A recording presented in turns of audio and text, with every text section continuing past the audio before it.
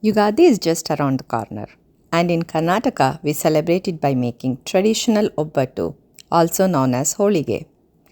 Today, I am going to show you how to make soft homemade Obbattu along with traditional Holige Saaru, just the way we prepare it at home. First, we will cook the lentils. In a pressure cooker, I added 1 cup of chana dal and half a cup of toor dal. Wash the dal thoroughly with water. Now add 5 cups of water. This amount is perfect because the dal cooks well and we can also save the dal water later to prepare the Holige Saaru. Place the cooker on the stove and cook the dal until one whistle comes. While the dal is cooking, we will prepare the dough. In a bowl, add all-purpose flour, pinch of turmeric, salt and oil. Mix these ingredients together first. Now slowly add water and begin mixing the flour to form a dough. Do not add all the water at once, otherwise the dough may become too sticky. Once the dough starts coming together, it may feel slightly sticky, which is completely normal. At this stage, slowly add a little oil and continue kneading. Knead the dough for about 10 minutes. Press, fold and stretch the dough well. This kneading helps develop the gluten in the flour, which makes the dough soft, elastic and easy to stretch when making the holige. By the end of kneading, the dough should feel very soft, smooth and slightly stretchy, not stiff.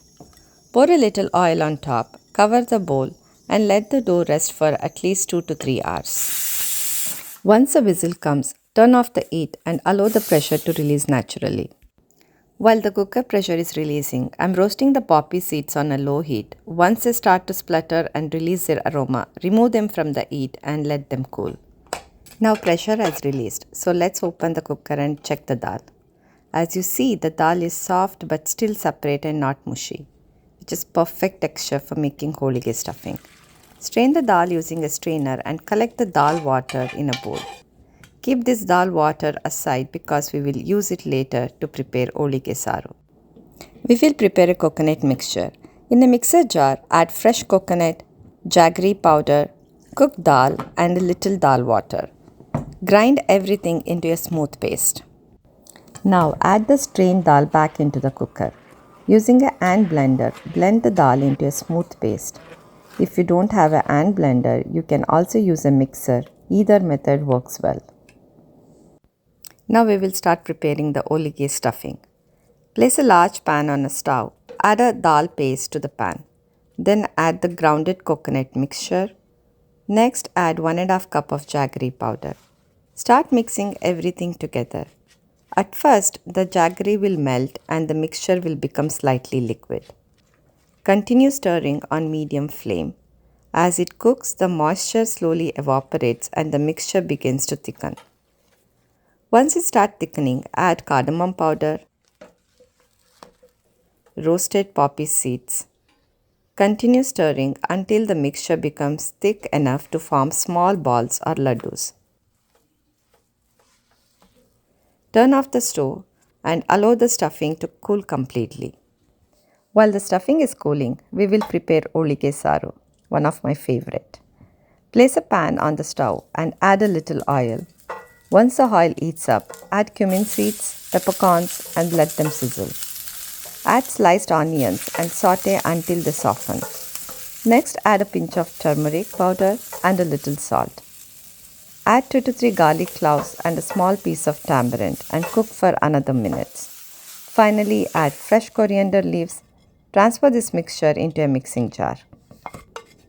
Then add red chili powder, coriander powder, 2 tablespoons of holige stuffing, then add little dal water. Grind everything into a smooth paste. Place a saucepan. Add 2 tablespoons ghee. Once the ghee heats up, add mustard seeds, dry red chilies, curry leaves and pinch of mint. Now carefully add the ground mixture into the pan. Be careful as it may splatter. Next pour in the dal water that we saved earlier. Add a little water to the mixer jar to rinse out the remaining paste and pour it into the saaru. We don't want the saaru to be thick. It should have a light pouring consistency. Allow the mixture to come to a gentle boil. Add salt according to taste and finally add fresh chopped cilantro. And that's it, a traditional Holige Saaru our Obbattu Saaru is ready.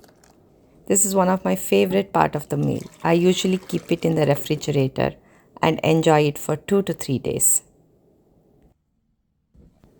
Now that the stuffing has cooled, make small balls with the mixture. With this quantity, we can make about 15 Obbattu.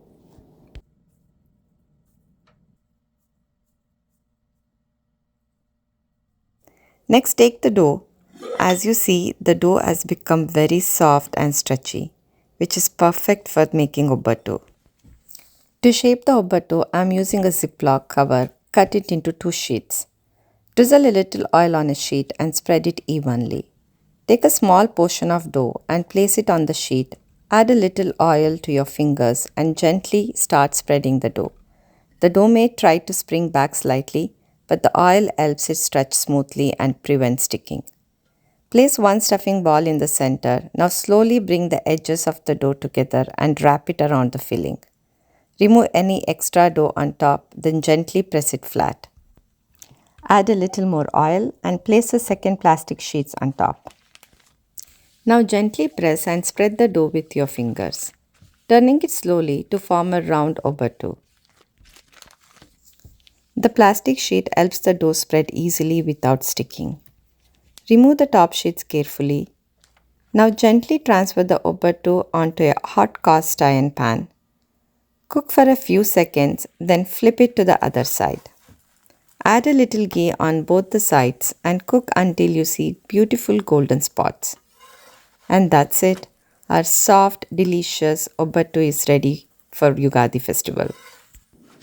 You can also prepare the stuffing and dough ahead of time and keep them in the refrigerator. They stay fresh for up to 5 days. So you can make fresh Obbattu whenever you like.